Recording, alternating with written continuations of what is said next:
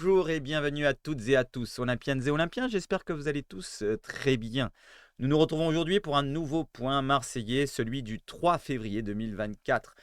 Aujourd'hui, c'est fini le mercato depuis 2 jours, mais il y aura un petit rajout du mercato, vous allez voir sur un point précis. On va parler du match à venir de demain. Voilà, nous sommes à J-1 de l'Olympico pour certains, ou le Olympique de Marseille contre le FC Lyon. C'est pas grave si on l'appelle l'Olympico. On va l'appeler l'Olympico, comme ça va aller plus vite. Au lieu d'appeler Lyon-Marseille ou Lyon-OM, ça va plus vite Olympico. On va parler des compos probables pour demain. Ce n'est pas encore les compos avec les groupes où il y aura les absents, mais on se doute bien des absences qu'il y aura du côté de l'OM. On va en parler. On va revenir sur la conférence de presse d'hier. On va voir un petit peu le dossier Klose. Voilà, je vous fais un petit peu le sommaire, mais on va y aller, on va détailler tout ça ensemble. N'hésitez pas à me donner votre température, votre météo et de où vous me regardez, les amis. Si vous êtes en dehors de la France, si vous me regardez sur un téléphone, un PC, un écran de télé ou pourquoi pas une tablette.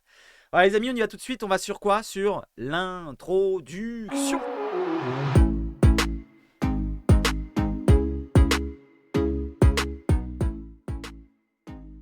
Allez, on va sur quoi? On va sur l'éphéméride du jour. Donc nous sommes le 3 février, comme je viens de le dire. Et nous avons 3 anciens joueurs qui sont nés le 3 février. Nous avons Florian Escales, ou Escales. C'est un gardien, je crois, qui joue en Ligue 2 nationale. Je ne me rappelle plus exactement où il jouait. Annecy, c'est pas lui qui était à Annecy? Dites-moi les dans le commentaire, je ne me rappelle plus. Nous avons Hassoun Camara. J'ai pas souvenir de ce jeune Camara. Voilà, qui est plus jeune que moi, né en 84. Je suis né en 81. Voilà. Et Jean-Jacques Edely, donc champion d'Europe avec l'Olympique de Marseille en 92-93. Bon anniversaire à toutes ces personnes-là et bon anniversaire à tous ceux qui sont nés donc un 3 février. Allez, maintenant on va sur l'actualité, mais avant d'aller sur l'actualité, on va voir un petit peu pour demain. Voilà, vous m'avez donné de la force. Voilà, merci à tous ceux qui ont liké la vidéo.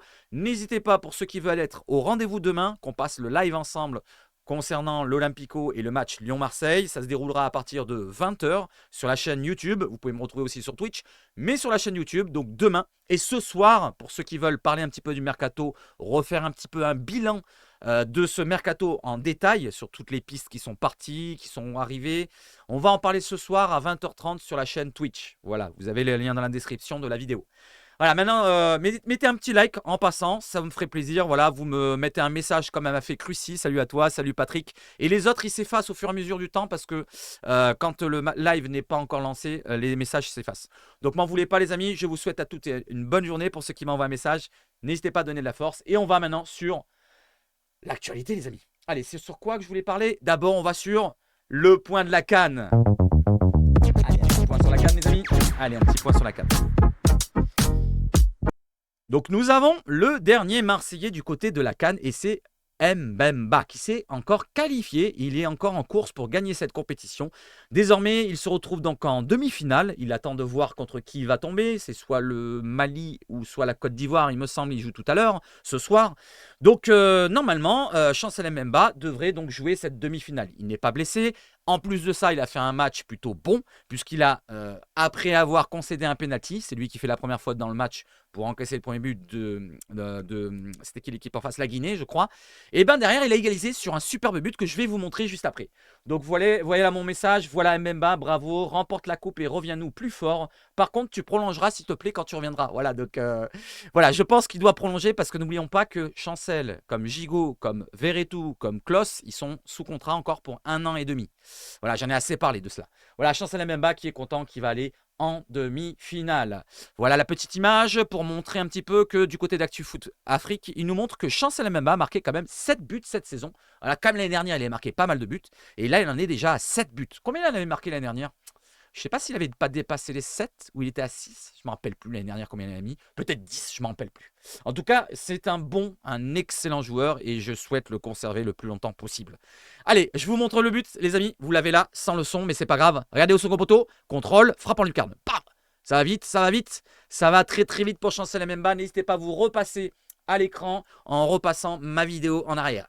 Concernant les joueurs de l'Olympique de Marseille, StatFoot qui nous dit que 5 joueurs de l'Olympique de Marseille ont marqué à la CAN 2023, record pour un club français lors d'une même édition dans la compétition. C'est un record. Donc il n'y avait aucun autre club français qui avait fait marquer 5 joueurs différents de son club. Donc félicitations aux 5 joueurs qui ont marqué, Chancel Mbemba, Pape Gueye, Aziz Naï, Ismail Assar, Ilman Ndiaye.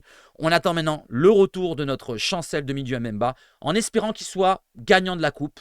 Voilà, n'hésitez pas à me dire si vous êtes toujours pour qu'il gagne la coupe et qu'il revienne vraiment en vainqueur, qu'il ait la confiance pour nous apporter de la confiance pour cette fin de saison, ou est-ce que vous voulez qu'il se fasse éliminer en demi-finale et qu'il ne soit surtout pas blessé. Allez, bonne chance à toi Chancel de ma part.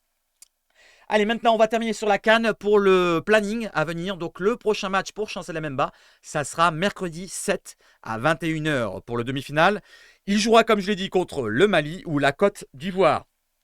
Donc, le match, je le commenterai en direct sur Twitch à partir de 20h30, donc mercredi. Pour ceux qui veulent venir, n'hésitez pas sur la chaîne Twitch. Vous avez le lien en description. Allez, on va partir maintenant sur quoi? On va sur le Mercato.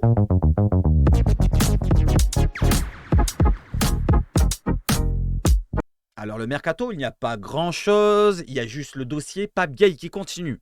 Voilà, Jonathan Klaus, c'est terminé, il reste à l'OM. Et Pape Gueye, ce n'est pas terminé puisque la tribune OM qui nous relaye ça, qui nous dit que Pape Gueye aurait vidé son casier ce matin, donc c'était hier matin, et serait vers un départ en Turquie. Alors, il y a plusieurs clubs intéressés, je crois que c'est le Galatasaray et Fenerbahçe si je ne me trompe pas, ou Beşiktaş peut-être. En tout cas, on s'en fout du club. S'il va et qu'il part en Turquie, j'espère que l'OM récupérera une petite somme d'argent, parce que n'oublions pas ce que j'avais relayé de la Provence, je crois, de quelques médias, je ne me rappelle plus lequel, que l'OM réclame plus ou moins environ 3 millions d'euros. Je pense que c'est la somme à réclamer parce que finalement, quand on reste sur 5 mois encore de contrat, parce qu'il lui reste plus que 5 mois, hein, les amis. N'oublions pas que c'est fin juin qui s'arrête. On est début février, on va considérer ça comme un fin janvier. Donc il reste février, mars, avril, mai, juin comme mois. 5 mois. 5 mois, 3 millions, ça fait déjà pas mal. Voilà, je pense que même si on arrive à en tirer 2, ça serait déjà pas mal. Donnez-moi une somme sur laquelle vous espérez récupérer un peu d'argent, même si ça ne va pas dans nos poches.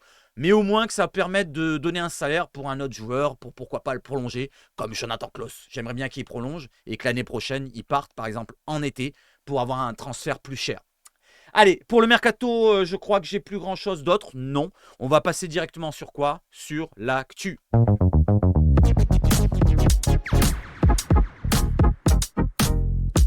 Alors, avant de partir sur l'actu, je bois un petit coup.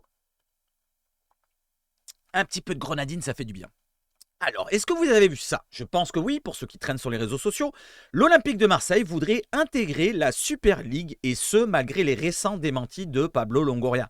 Vous vous en souvenez? En décembre, début décembre, fin novembre, je ne sais plus quand exactement, Pablo Longoria, pendant une conférence de presse, il avait parlé de la Super League, et il avait dit non, l'OM ne sera pas normalement là-bas. Voilà, on n'est pas intéressé.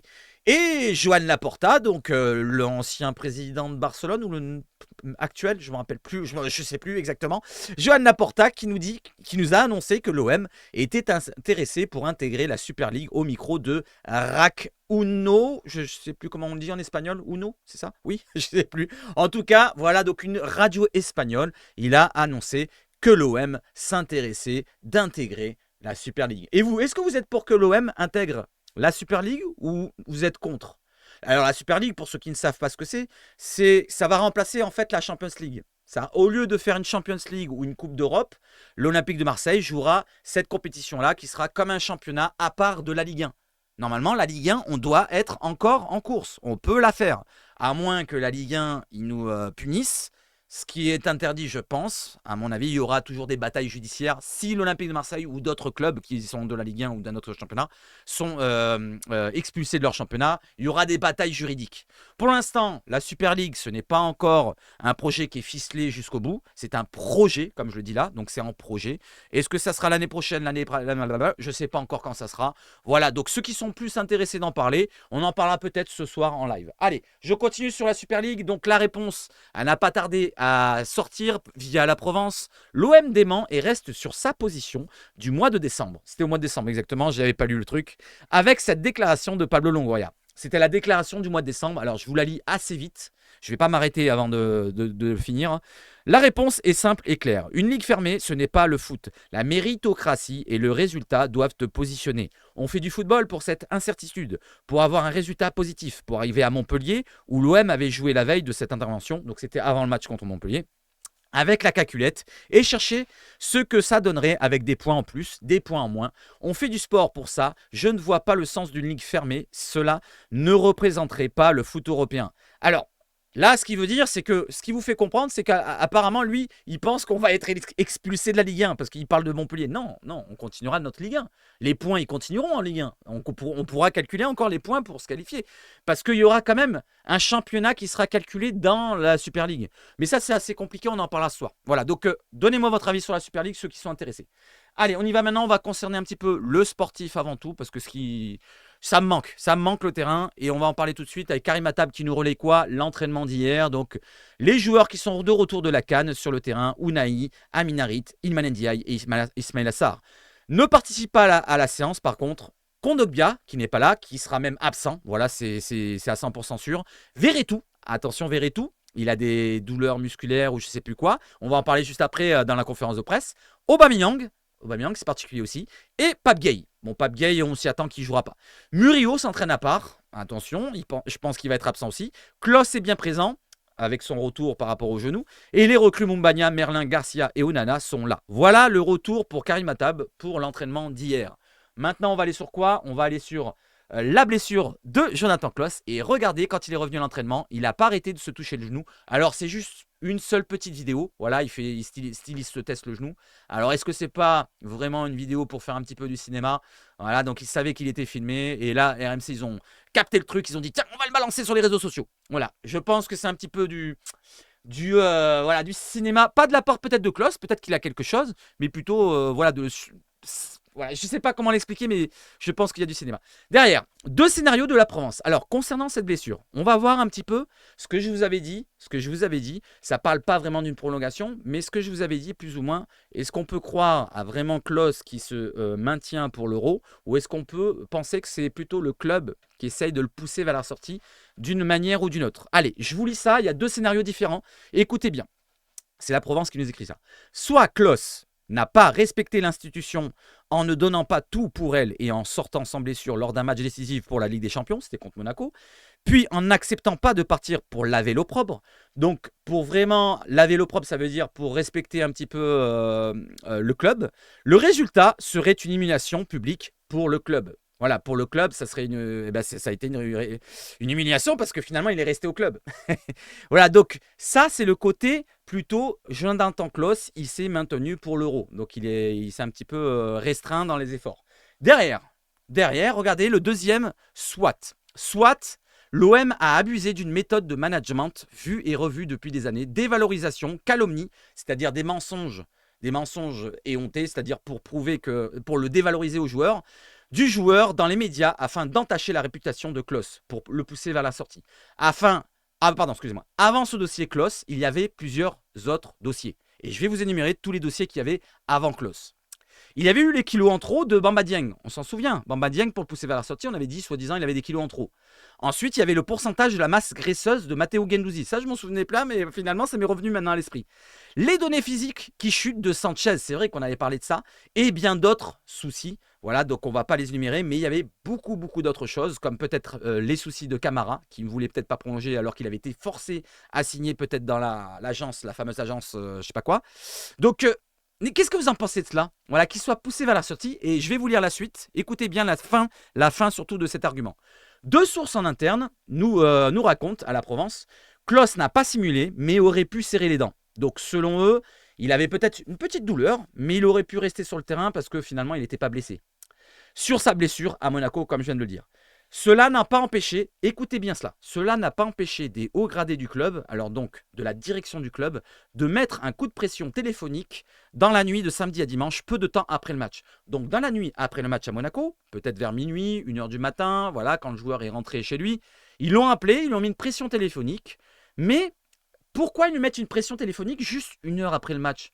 Sachant que les tests et les examens médicaux sur un genou, normalement, tu n'as pas les résultats la soirée même.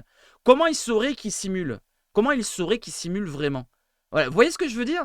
Comment ça a été aussi vite pour le match de Monaco? Ça, je trouve que c'est un petit peu bizarre, ça va trop vite. Ils auraient répondu le lendemain, ils auraient mis une pression le lendemain en ayant eu les résultats le lendemain, j'aurais pu comprendre. Mais là, le soir même, est-ce qu'on peut avoir des résultats directement d'un médecin qui peut dire à 100% non, il n'est pas blessé, il ment? Je sais pas, qu'est-ce que vous en pensez de ça? Ça m'a un petit peu tilté quand j'ai vu peu après le match. Peu après le match, il appelle, il lui dit « Oh, tu vas te casser de chez nous, tu veux pas prolonger ?» Je pense qu'on est plutôt dans ce domaine-là. À mon avis, c'est plutôt la prolongation de contrat qui pose un souci. Allez, on continue. On continue, les amis. On va sur un autre dossier. On va arrêter avec Klose. On va en reparler pendant la conférence de presse, vite fait. Mais on ne va pas détailler autant que là.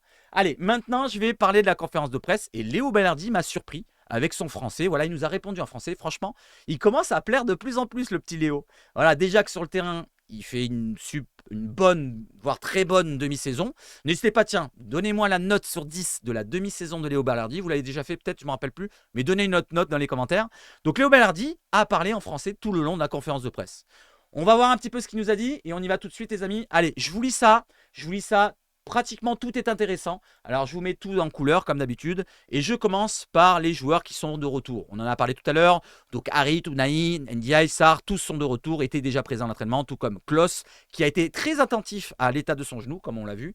Et c'est le genou qui l'a amené à sortir lors du dernier match. Une blessure de la discorde entre lui et les dirigeants qui était au cœur de l'actualité toute la semaine.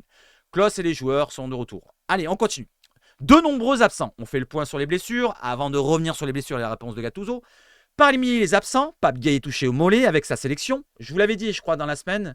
Et c'était Benassia qui avait pris des nouvelles. Vous vous en souvenez que je vous avais dit pendant les points Cannes, je vous avais dit que Pape Gueye, apparemment, il était blessé selon Benassia qu'il avait joint. Donc, c'est pas du mensonge, c'est pas du chiquet, puisqu'il n'a pas joué le dernier match avec le Sénégal. Normalement, il aurait pu jouer le dernier match contre la Côte d'Ivoire, mais Pape Gueye n'avait pas joué. Donc, c'est pas un mensonge. C'est juste qu'il est juste blessé au mollet pour l'instant. Pour l'instant.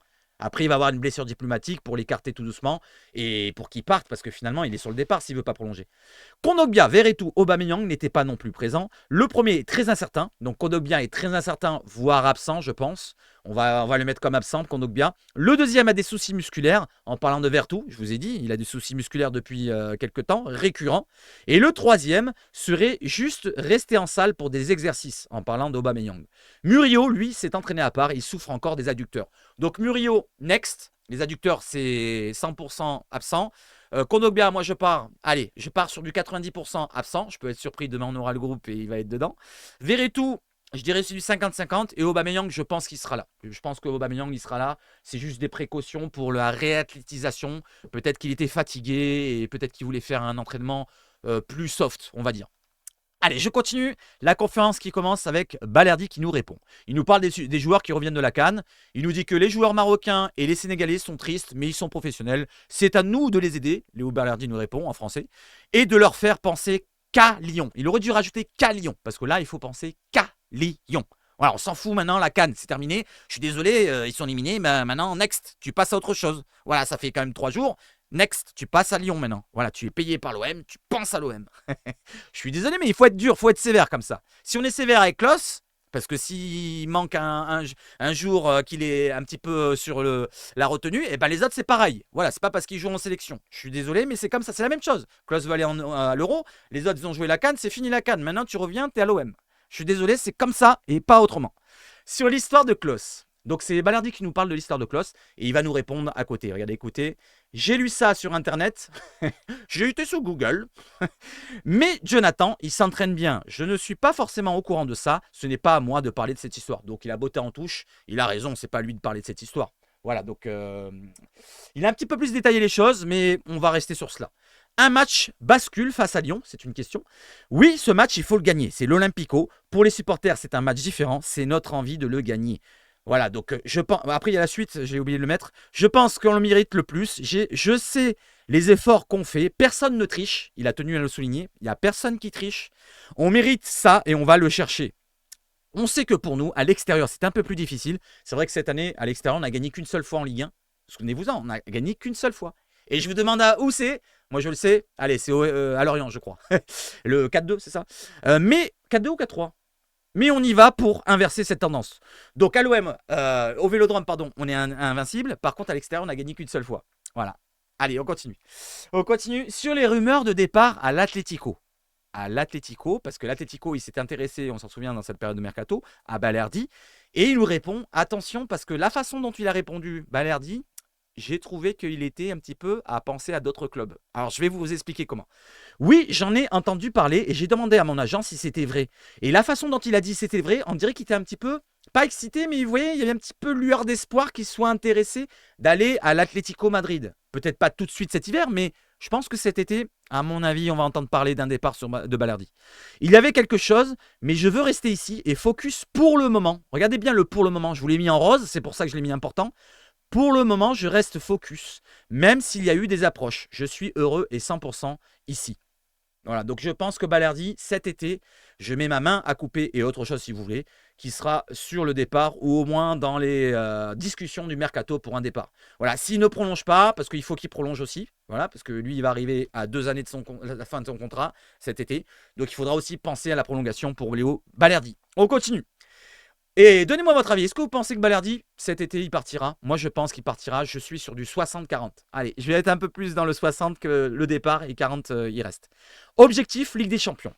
Bien sûr qu'on parle et que c'est notre objectif, nous répond Balerdi.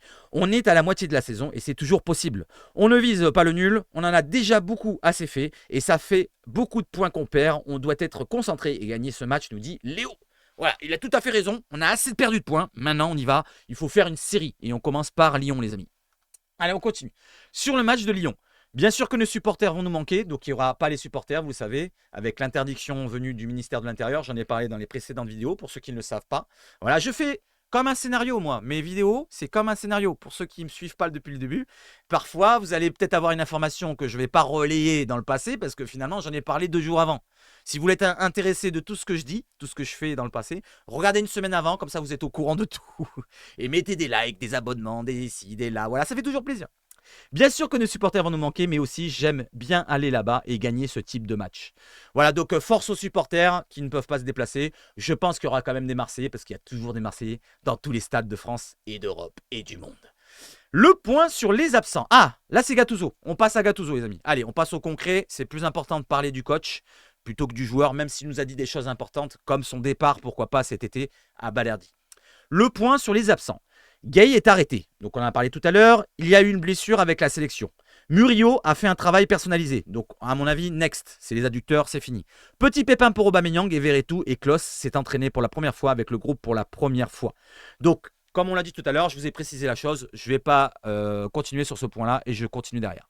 Sur les recrues et les retours de la CAN, je pourrais tous les avoir à disposition, mais après c'est normal, après une élimination en coupe, c'est difficile. Les visages étaient fermés aujourd'hui, c'est un coup dur pour eux, et maintenant il faut qu'ils se remobilisent et se concentrent sur le club. Voilà, c'est ce que je viens de dire maintenant, c'est fini. Sérieusement, au bout d'un moment, 3 jours après, bon, pense à ton club. Voilà, maintenant les jours sont beaux, tu es à Marseille, il y a le temps, il fait 15 degrés, votre température chez vous, n'oubliez pas. Et je pense que maintenant il faut penser au club avant tout. Allez, Iliman Ndiaye, même si tu as pleuré, c'est pas grave.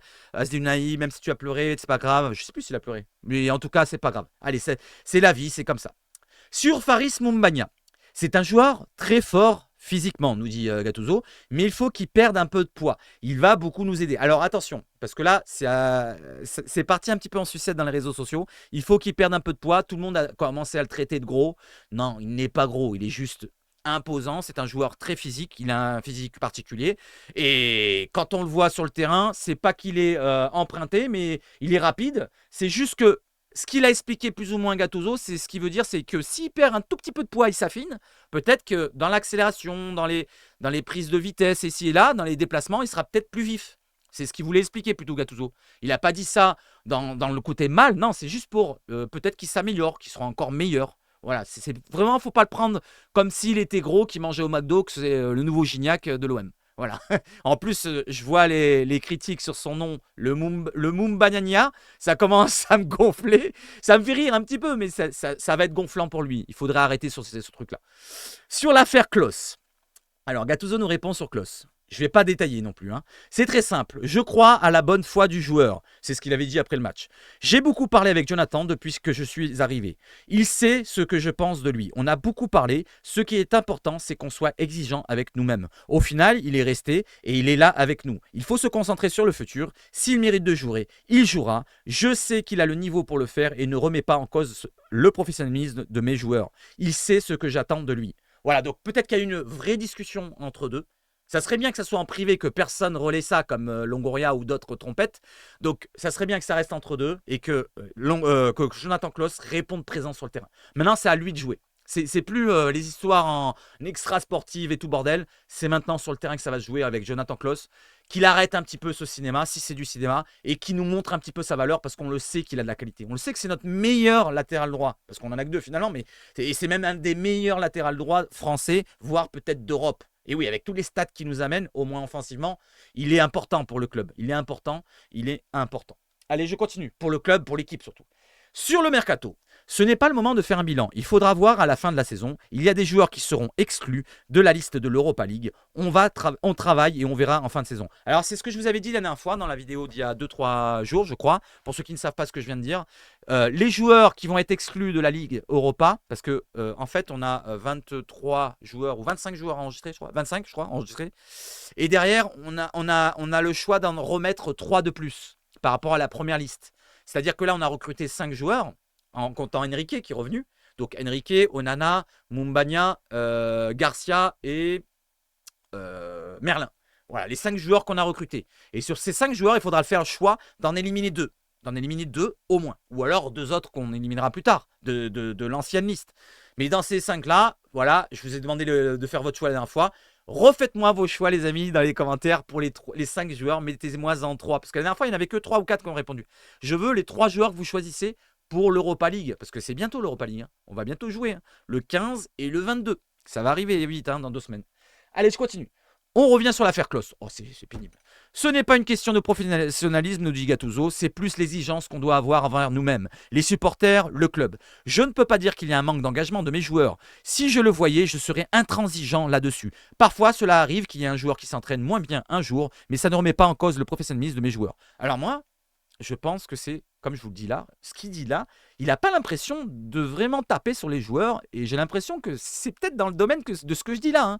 N'oubliez pas ce que je vous ai dit, le dossier des prolongations pour l'instant qui traîne, pourquoi pas pour Klaus, et pourquoi pas d'autres joueurs qui vont arriver, parce que Verretou, Mbemba, Gigot, c'est à peu près la même donnée, hein, ils sont dans la même année de contrat, attention, et il y en a d'autres encore. Hein. Donc ça peut poser problème dans l'avenir pour d'autres joueurs. Mbemba, n'oubliez pas ce qu'il avait dit l'année dernière en fin de saison, j'en remets à Dieu, la direction je la respecte et tout le bordel, je ne sais plus c'était quel match, mais n'oubliez pas. Allez, je continue. Sur le match face à Lyon. C'est un match où il ne faut pas regarder le classement. C'est un match très fort émotionnellement. Même si c'est une équipe qui traverse un moment difficile, c'est une équipe qui peut toujours te mettre en difficulté. Oui, il y a des joueurs de qualité quand même à Lyon. Ils ont beau être avant-dernier, 16e sur 18. Ils ont de la qualité, ils peuvent nous surprendre. Et attention, contre eux, on a vraiment du mal. On n'a jamais gagné, je crois, 3 matchs d'affilée dans l'histoire ou 4 matchs d'affilée. Je ne sais plus c'est quoi la stat exactement. Mais en tout cas, on n'est pas vraiment... dans un avantage point de vue statistique par rapport aux Lyonnais. Donc il faut faire attention à cette équipe lyonnaise qui a recruté des joueurs, même s'ils ne seront pas disponibles, comme Benrahma qui a signé et qui a signé hier même, un peu en retard, comme Aurel Mangala qui a signé mais c'est trop tard par rapport à l'encadrement de la masse salariale de Lyon. Donc il y aura quand même d'autres recrues comme Matic et comme d'autres que j'ai oubliés, peut-être le jeune... Malik Fofana, peut-être attaquant, et peut-être d'autres joueurs, je ne me rappelle plus les recrutements. Mais on s'en fout, on verra quand je vous montrerai la compo probable. Rien n'est perdu. Gattuso insiste sur le fait que Marseille n'est pas si loin d'une place en Champions League à la fin de saison. Il y a pour l'instant 5 points de retard sur la 4e place qualificative. Alors, il dit qualificative? Non, c'est les barrages. C'est les barrages d'avant. D'abord, on a les barrages en étant 4e, comme contre le Pana. Donc, c'est pas encore qualificatif. Maintenant, il va terminer avec Enrique derrière Rongier. Oui, c'est ça. Sur Luis Enrique, toujours à l'OM. Je vais être honnête avec vous, nous dit Gattuso. Quand Louis est revenu, il devait repartir. Ça, on le savait qu'il allait repartir normalement. Après une semaine, je lui ai dit, il faut que tu t'entraînes bien. Quand il a le ballon, il peut être à 100%, mais sans ballon, il a du mal à courir vers l'adversaire. J'essaie de marteler ça pour qu'il s'améliore. Il a la qualité pour marquer 7-8 buts dans la saison. J'ai vu en lui du sérieux et de l'engagement et il mérite cette opportunité. Donc c'est grâce à Gattuso plus ou moins qu'on le garde finalement. Voilà, il lui a plu. Il a vu que c'est un joueur de qualité qui peut pourquoi pas avoir des stats, mais il manque un petit peu ce domaine de se mettre à 100% pour aller vers l'adversaire. Et c'est ce que je vous ai dit pour la provocation, pour aller faire les appels, pour se montrer un petit peu plus. Voilà, quand il a le ballon, on a l'impression qu'il se freine un petit peu aussi, même quand il a le ballon. Là, il dit quand il a le ballon, il peut être à 100%. Mais moi, je trouve que même avec le ballon, il n'est pas à 100%. Donc voilà, il a un côté freiné du côté de Luis Enrique qui manque un petit peu encore. Il va mieux que quand c'était le passé, qu'on avait vu qu'il était totalement un petit peu perdu à l'OM, mais c'est pas encore cela. Allez, je termine maintenant. N'hésitez pas à réagir sur Luis Enrique. Qu'est-ce que vous en pensez de ce que vient de dire Gattuso? Sur le cas Rongier et sa blessure, on pensait qu'il allait revenir rapidement, nous dit Gattuso. Mais on a baissé un peu le rythme. Le problème, c'est que c'est notre capitaine et qu'il a très envie de reprendre très vite. Mais le problème, c'est qu'il va falloir attendre encore un petit peu. Et justement, quand on dit un petit peu pour Valentin Rongier, on va faire un point sur sa blessure. Regardez, hop, je vous fais un petit point sur sa blessure. BioM qui nous dit saison finie pour Rongier ou pas? Attention, hein, parce que ça risque peut-être de poser problème. Il veut revenir trop vite. Est-ce que ça ne s'est pas un petit peu aggravé sa blessure? On va voir ça. Gennaro Gattuso qui dit je pensais. Alors là, c'est plus en détail. Comme ça, vous allez voir ce qu'il a dit exactement. Je pensais, on avait dit que c'était histoire de quelques semaines encore et que ça allait arriver rapidement. Malheureusement, on a baissé petit peu le rythme parce qu'il avait. Parce qu'il a un peu le tendon rotulien qui lui fait mal. Mais le vrai problème avec Valentin, c'est que c'est notre capitaine et qu'il faudrait l'enchaîner, le mettre sous ciment. Et après, attendre 3 semaines pour pouvoir le libérer parce que lui, il voudrait reprendre tout de suite. Mais même s'il a cette envie, il faut... Putain, je n'arrive pas à lire. Il faut vraiment faire attention à ce genre de blessure parce que si le tendon s'inflamme, ça peut être dangereux. Il a cette gêne. Je pense que c'est aussi dû au fait qu'on ait réaccéléré dans le processus. Mais c'est sûr qu'il va falloir encore attendre un petit peu. Donc là, vous voyez, c'est plus détaillé. Et il dit que, attention, ça peut s'aggraver, ça peut être dangereux. Si le tendon s'inflamme, ça peut être dangereux. Voilà, donc attention, Valentin. Si tu m'écoutes, si tu regardes ma vidéo depuis ton lit, ou de ton canapé, ou de je ne sais pas ce que tu fais, calmos. Voilà, écoute bien les médecins, et si là, prends ton temps. Si tu dois mettre un mois de plus, que tu reviens mi-mars, c'est pas grave. C'est pas grave. On aura besoin de toi peut-être en fin de saison. Voilà, on ne sait jamais ce qui peut se passer. Avec Kondogbia qui est toujours blessé et d'autres pareils. Verretou qui a un peu de mal en ce moment. Donc, prends ton mal en patience. Voilà, prends ton temps. Si tu mets 2 semaines de plus, c'est pas grave, on t'en voudra pas. Allez, on continue avec autre chose. Je vais vous montrer par rapport aux incertitudes de ce match-là, la compo probable qu'on devrait avoir parce que selon l'équipe, vu le nombre d'absents et d'incertains, Gattuso pourrait aligner un 4-3-3, son 4-3-3 préférentiel. Alors, je vous ai mis la compo que m'a mis l'équipe. C'est l'équipe qui l'a mise en place et je vous l'ai mis à ma sauce, comme ça c'est plus propre. Voilà, c'est pas tout petit. Voilà, donc on a Meïté, latéral droit. Et oui, parce que Jonathan Klaus qui revient, je ne pense pas qu'il sera titulaire directement. Il sera incertain sûrement, il sera sur le banc peut-être.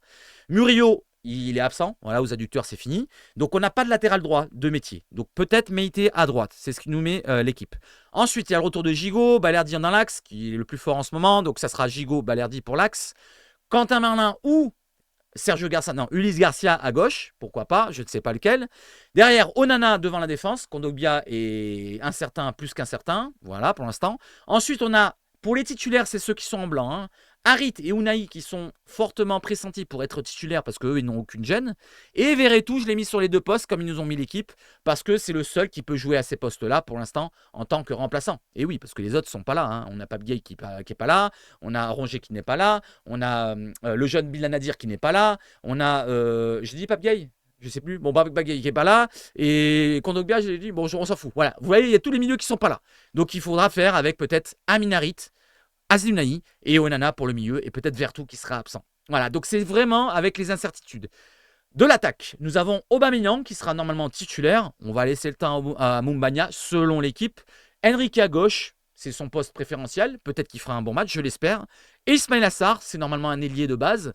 Peut-être devant Ndiaye ou derrière Ndiaye, je ne sais pas. Peut-être que Ndiaye sera titulaire. C'est l'équipe qui nous relaie ça. C'est pas moi ma compo. Et faites-moi votre compo en 4-3-3 dans les commentaires. Demain, on reviendra sur les compos avec les joueurs peut-être un peu plus précis, les amis. Voilà, on fera une autre compo demain, plus précisément. Allez, je vous mettrai même un compo à moi personnel demain matin. Allez, je continue.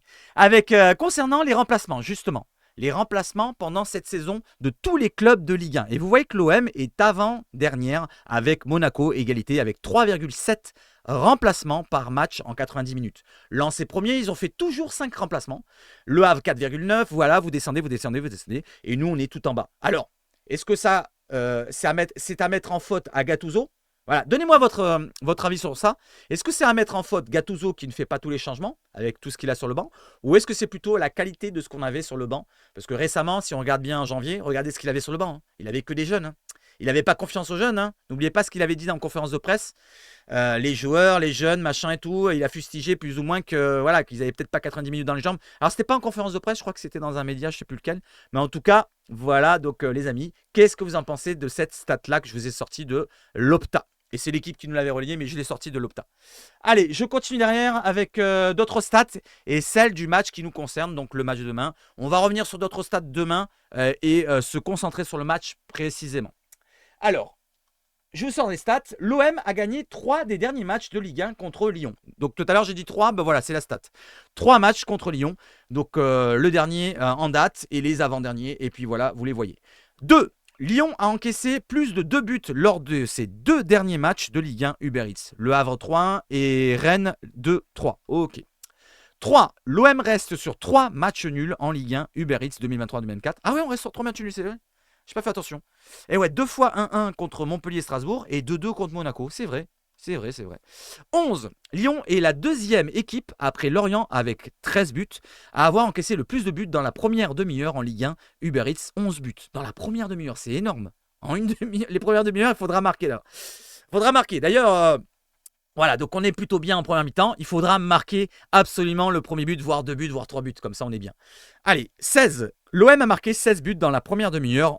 Ah bah voilà. Oui, ça se regroupe. L'OM a marqué 16 buts dans la première demi-heure en Ligue 1 2023-2024. C'est plus que toute autre équipe. C'est plus que toute autre équipe. Donc l'OM, logiquement, devrait marquer au moins un but contre Lyon. Voilà, ça se recoupe. 202. Lyon est l'équipe qui a le moins mené au score en Ligue 1 cette saison. 202 minutes à peine qu'ils ont mené dans le... Oh, c'est pas beaucoup les pauvres. L'OM est la deuxième équipe à avoir le plus mené au score en Ligue 1 Uber Eats 2023-2024, 662 minutes. Voilà, c'est tout le contraire. L'OM est la deuxième équipe à avoir le plus mené au score. Par contre, c'est peut-être l'équipe qui se fait le plus remonter avec Monaco. Oui, Monaco. Qu'est-ce que je... Oui, Monaco. Et Strasbourg, Montpellier, on a tous mené non, dans ces scores-là, dans ces matchs-là, je ne me rappelle même plus.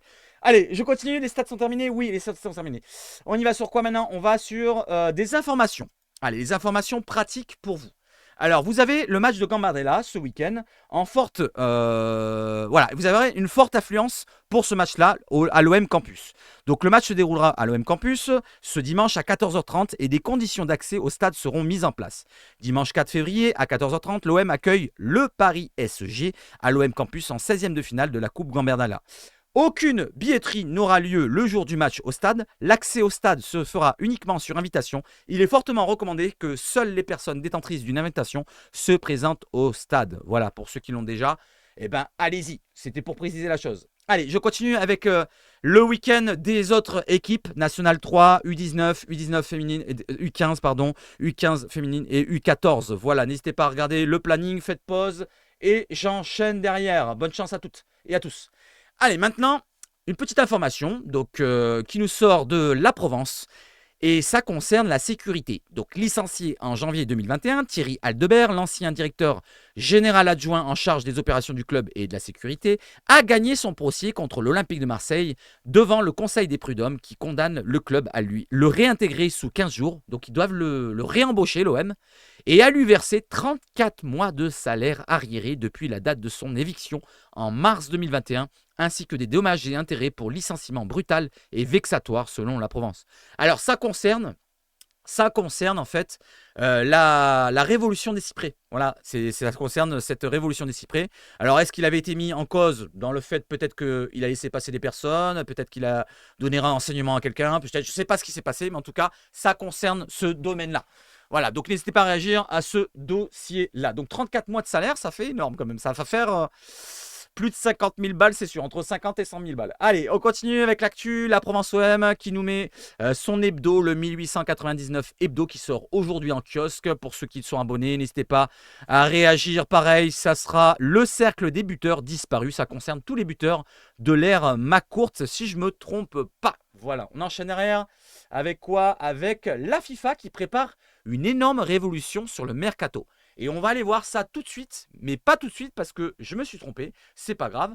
On va d'abord sur ça. Allez, l'OM affrontera Metz au stade Orange Vélodrome le 9 février. Vous avez des réductions. Alors je vous conseille d'aller sur le site madeinmarseille.net. Je vous mets le lien en description si vous voulez, pour ceux qui sont intéressés. Et vous avez, pourquoi pas, 20 à 40% d'offres sur les places. Des billets à partir de 11 euros. Vous avez le lien qui apparaît en bas ici, vous voyez là où c'est en jaune ici, celui-là où il y a les liens.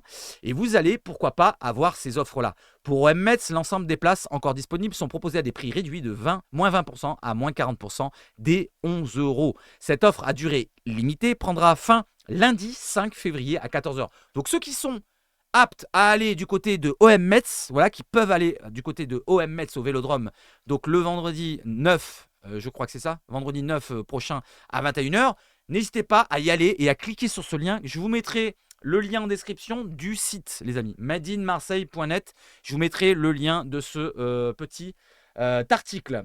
Allez, j'enchaîne avec quoi, les amis? J'enchaîne avec Foot Mercato, justement, que je voulais vous parler. Voilà, concernant le Mercato, exactement. La FIFA prépare une énorme révolution. N'hésitez pas à réagir, c'est très important parce que si ça arrive, ça pourrait changer beaucoup de choses. Alors, je vous détaille la chose. Alors qu'il est parfois compliqué de quantifier la valeur d'un joueur, et oui, d'évaluer un joueur, parce que Vitinha, 32 millions d'euros, est-ce que c'était vraiment sa valeur? Je pense que normalement, sa valeur saurait plutôt dû être entre 10 et 15 millions quand on l'a recruté. Voilà, je ne vais pas lui cracher dessus, mais je pense que c'était plutôt ce prix-là qu'il fallait mettre dessus. Après, c'était un mercato d'opportunité, comme il nous dit notre Pablo. Et l'opportunité, parfois, n'arrive pas. Et là, on s'est remis sur un joueur au dernier moment. L'hiver, les clubs portugais sont difficiles dans les affaires. Et donc, on a dû investir la somme à débourser, les 32 millions d'euros. La FIFA et Gianni Infantino réfléchiraient à une nouveauté qui pourrait changer la face du mercato. Alors c'est très court, hein, regardez. Gianni Infantino, le président de la FIFA, a déclaré qu'il souhaitait mettre en place une réforme pour tout changer. Et il nous parle. Maintenant, plus que jamais, il est fondamental pour nous de parler de sujets et d'autres. Par exemple, discuter de la possibilité d'utiliser un algorithme pour estimer la juste valeur des indemnités de transfert afin d'accroître la transparence du système de transfert et d'aider les acteurs du football. Alors ce qu'il va mettre en place, c'est par rapport à la transparence du système de transfert, c'est-à-dire des sommes qui sont investies sur des joueurs, par exemple Vitinha, voilà, pour être transparent, ce que je vous dis là, il peut avoir des soupçons de fraude sur ce transfert-là. Vous voyez ce que je veux dire? Je ne dis pas qu'il y a des fraudes, mais ce qui veut dire là, un Vitinha qui serait estimé par rapport à l'algorithme à 10 à 15 millions d'euros, il doit être vendu dans ces prix-là. Il ne peut pas être vendu 32 millions d'euros. Sinon, il y aura une inspection peut-être de la FIFA, ce que vous voulez, de l'UEFA, concernant le club qui l'achète. Par exemple, l'OM. Vous avez compris ce que je veux dire? Et le club qui reçoit l'argent. Donc, c'est peut-être important dans l'avenir. Je ne sais pas si c'est une belle chose ou pas. N'hésitez pas à réagir. Est-ce que vous pensez que ça soit une bonne chose d'essayer de mettre en place un algorithme pour les transferts, pour évaluer les joueurs vraiment dans une fourchette? Je pense que ça va se positionner comme ça. Donc, par exemple, comme je viens de l'expliquer pour Vitinha, je pense que ça va être plutôt comme ça. Donnez-moi votre avis sur ça. Et on va revenir sur l'OM pour un sujet qui vous importe avant tout. C'est quoi? C'est la vente OM, les amis. Vente OM, jackpot pour Marcourt. Les chiffres sont tombés. Ça y est, c'est parti. Le club est vendu. Allez, après 42 minutes de vidéo, il est vendu. Allez, je descends. L'Olympique de Marseille, au cœur d'un feuilleton haletant, pourrait bientôt changer de main. Entre rumeurs et incertitudes, un investissement colossal se profile, promettant de redéfinir l'avenir du club phocéen. Alors que les rumeurs sur un potentiel achat d'investisseurs saoudiens se multiplient, la déclaration du prince Abdullah Saad Abdulaziz Al Saoud, qu'on a relié la dernière fois dans la vidéo, vient jeter un nouvel éclairage sur cette affaire. Je continue, je fais comme un petit film là. Sur les réseaux sociaux et dans les médias, des chiffres impressionnants circulent concernant l'avenir financier de l'OM. Thibaut Vizirian, le roi de la saucisse? Non, je rigole, je ne critique pas. Notre consultant éclaire la situation financière avec précision. Des chiffres, nous dit Thibaut, entre 400 et 450 millions d'euros pour le prix de vente du club olympien, auquel s'ajoute peut-être 300 millions pour le stade, peut-être, c'est pas sûr, plus 200 à 300 millions nécessaires pour relancer le club via le mercato. Voilà, des chiffres qui sortent comme ça. Voilà, au compte-gouttes, comme ça, il ne sait pas pourquoi, il sort des chiffres. Allez, je continue. En gros, la situation fait que, certains parlent, on a vu fleurir au fil du temps des chiffres entre 400 et 450 millions d'euros pour un prix de vente du club de l'Olympique de Marseille. C'était Canal+ qui l'avait relayé. Vous vous en souvenez avec Manteghetti, il y a 2 ans ou 3 ans presque, qui nous avait sorti ce chiffre-là. Après, Canal+ l'avait encore relayé par je sais plus quoi, Berger, je sais pas quoi. Donc c'est vrai que ces chiffres-là sont ressortis pas mal de fois, 400 à 450 millions d'euros. Si vous ajoutez à cela peut-être 300 millions d'euros, une estimation de la vente du stade par sa valeur, et vous rajoutez 200 à 300 millions et qu'il faudrait pour relancer le club et renforcer l'effectif lors du mercato sur 1 ou 2 marchés de transfert, disons que ça fait un investissement global d'1 milliard d'euros pour l'Olympique de Marseille la première année, nous dit Thibaut Vizerian. Donc sur la première année, l'Olympique de Marseille coûterait, s'il y a un achat du club, environ 1 milliard d'euros selon lui. Je pense qu'on ne doit pas être loin, hein. C'est là une fourchette qui est plutôt bonne. Voilà, donc entre 800 millions et peut-être 1 milliard pour rester large. Moi, je dirais comme ça. Voilà, je ne mettrai pas le 1 milliard peut-être. Peut-être qu'on sera peut-être un peu moins. Voilà, je ne sais pas ce que vous en pensez. Donnez-moi le prix là, du rachat de l'OM, plus le stade, plus le mercato. L'étrange monsieur Katrangi. Alors, qui est ce monsieur? L'attention s'est récemment portée sur Alexandre Katrangi, un homme d'affaires proche de l'Arabie Saoudite, pour ses messages mystérieux en lien avec l'OM. Katrangi joue un rôle ambigu avec ses tweets cryptiques. Je ne vais pas vous montrer son Twitter, on s'en fout, mais je vous relais plus ou moins le plus important. Concernant Alexandre Katrangi, qui est un homme d'affaires assez proche de l'Arabie Saoudite, est-ce qu'il troll les supporters de l'OM? Est-ce qu'il se moque d'eux depuis des mois? Oui et non. Il laisse miroiter pas mal de choses sans plus de détails. Pour autant, il est plutôt dans le vrai puisque l'Arabie Saoudite fonce à la tête d'un consortium pour acheter officiellement l'OM. Mais là, il indique clairement un rendez-vous mardi et mercredi 6 et 7 février. Nous, relais Thibaut Vizerian. Donc apparemment, selon Katrangi, il a mis sur le Twitter une petite information sur une date de 6 et 7 février. Alors, il ne dit pas vente OM 6 et 7 février, il met juste 6 et 7 février, pif, en rapport, pourquoi pas, avec l'OM. Je ne sais pas ce que ça veut dire. Voilà, peut-être qu'il y a une vente qui va être annoncée le 6 ou le 7 février. Dans 4 jours, les amis. 3 ou 4 jours. Allez, on laisse le temps encore un peu. L'annonce d'un rendez-vous les 6 et 7 février en marge du forum du fonds d'investissement public saoudien intrigue. Sur ce point, notre consultant n'est pas vraiment en phase avec l'homme d'affaires. Et je vous détaille ce qu'il dit la dernière fois. Encore une fois, fait saliver les supporters de l'OM avec des dates précises. Mais personne ne sait quand les choses seront révélées. Il parle de la vente OM. Le fonds d'investissement public saoudien, donc le PIF, a organisé son deuxième forum du secteur privé. Et au cours de ce forum, on apprend qu'il y aura des annonces d'investissement. Alors, est-ce que ce sera le moment de parler de l'Olympique de Marseille? On verra. Pour autant, Alexandre Katrangi a posté ça sans plus de détails. Et encore une fois, fait saliver les supporters de l'OM. Ce que je n'aime pas trop. J'aime bien éviter aux gens de rêver ou de s'attendre à des choses sur des dates précises parce que personne ne sait quand les choses seront révélées. Donc il faut rester calme et prendre de la hauteur vis-à-vis de tout ça, nous dit Thibaut Vizerian. Et je termine pour la vente OM. Voilà, je vous ai peut-être emmerdé, mais c'est comme ça. On fait un petit point de temps en temps, je vous l'ai dit, hein, de temps en temps, un petit point en fin de vidéo. Elle est peut-être très longue celle-là, mais on fait un petit point. Allez, je finis avec Franck McCourt, plus que jamais, loin de l'OM. Des discussions abondent sur le désengagement apparent de Franck McCourt de l'OM. Soulignant son absence et son focus sur d'autres projets, l'engagement de McCourt dans d'autres projets illustre un recentrage sur ses intérêts loin du football et de l'OM. Son absence répétée et son immersion dans le projet Liberty témoignent d'une stratégie de désengagement sur le très court terme. Cette situation laisse présager une ouverture pour les investisseurs saoudiens désireux d'insuffler une nouvelle dynamique au club. Voilà, c'est la fin de ce dossier-là, les amis, parce que c'était très long. Et je vous demande, les amis, est-ce que vous y pensez? Est-ce que vous y croyez toujours, les amis? Allez, ne vous prenez pas la tête, hein. N'insultez pas celui qui va dire j'y crois, mais donnez-moi votre avis là-dessus. Vous y croyez pas? Allez, c'est à vous de me répondre. On se la prend à la légère, les amis. On se la prend à la légère. Pour l'instant, moi je m'en fous. Si le club n'est pas vendu, ça sera vendu un jour ou l'autre. McCourt n'est pas là à vitam aeternam, comme on dit. Donc je pense qu'à bout d'un moment, il va le vendre, le club. Si c'est pas cette année, c'est peut-être l'année prochaine, dans 2 ans, dans 3 ans, dans 1 an. Je sais pas. Mais si c'est vendu là, est-ce que vous y croyez là, les amis, que ça va arriver dans pas longtemps? Allez, on va terminer pourquoi, les amis? On va terminer sur le dossier. Allez, le dossier Droit TV. On fait un petit point, ça va très très vite. Très très vite et on termine la vidéo. Droit TV, Vincent Laburne a rencontré les dirigeants de beIN Sport. Il a rencontré les dirigeants de beIN Sport. Où ça? Il est allé directement là-bas, les amis. Allez, je vous lis ça vite fait. Le 17 octobre 2023, la Ligue de football professionnel, donc la LFP, annonçait ne pas avoir trouvé de repreneur pour les droits de TV du championnat français. Vincent Laburne espérait 1 milliard d'euros. 1 milliard d'euros, il espérait. Et il a eu quoi, les amis? Alors attendez, parce que j'essaie de remettre le... Ah, j'avais... Ah, zut, c'est parti. C'est pas grave. Tout ce que j'avais mis en surbrillance, qui était important, je l'avais relié. Alors, plus que jamais, beIN Sport semble donc... Non, là, voilà. Selon les informations de RMC, le président de la Ligue s'est rendu en personne à Doha pour rencontrer Youssef Al-Odeibli, PDG du Bein Media Group, et demandé au groupe de Qatari d'augmenter son offre initiale et de s'impliquer davantage dans les négociations au gré à gré. Plus que jamais, Bein Sport semble donc en position de force de reprendre les droits télévisuels du championnat français, ou du moins la balle est dans son camp. Cependant, toujours selon RMC Sport, la position du groupe n'a pas changé et aucune offre n'a été transmise à l'instance française. Il y avait un autre groupe qui était intéressé, c'était DAZN. DAZN, ils ont proposé 500 millions d'euros.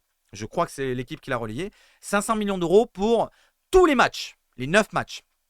Derrière, la Ligue veut plutôt 700 millions pour 7 matchs. Ouais, ils lui ont proposé ça. Et derrière, ils ont dit non, on va essayer de prendre 8 matchs et on reste sur 500 millions. Il leur laisse un match. Derrière, la Ligue, ils ont dit bon, on attend que vous offrez mieux. Pour l'instant, on en reste là sur DAZN. Ils attendent un petit peu pour offrir une autre proposition. Maintenant, ils se positionnent sur Bein. Et la proposition de Bein, pour l'instant, on ne la connaît pas et on va attendre. Canal+, c'est next normalement, on abandonne. Il reste toujours Amazon qui est toujours dans l'affaire et il restera peut-être Bein avec Amazon ou alors DAZN. Pour ceux qui ne savaient pas, voilà où on en est pour les droits TV qui ne sont pas encore réglés. On n'atteindra pas les milliards, on n'atteindra pas le milliard. Je pense que ça va atteindre peut-être entre 700 et 1 milliard. Si on est bien entre 700 et 1 milliard, proche d'un milliard, ça serait pas mal pour les clubs français qui récupèrent le plus d'argent possible. Allez, j'arrête là les amis. Voilà, la vidéo a été très très longue. N'hésitez pas à me dire si ça vous a plu. Voilà, un petit pouce, un petit like, un petit commentaire, un petit abonnement, ça fait toujours plaisir. Les amis, allez, vous êtes de plus en plus à me regarder sans être abonné comme d'habitude. Je vous le rappelle, je vous répète. Et maintenant, je vais vous souhaiter de passer une excellente journée. On se retrouve demain pour un nouveau numéro. On va faire l'avant-match demain plus précis parce que demain c'est jour de match. On se retrouve ce soir à partir de 20h30 sur Twitch, n'hésitez pas. Voilà. Et ceux qui sont intéressés pour les places à moitié prix ou à 11 €, n'hésitez pas à regarder dans la description les amis. Allez, vive le foot chez Sebache Foot et surtout, je cherche la traduction, allez l'OM. Ciao, ciao. Ciao, ciao, ciao.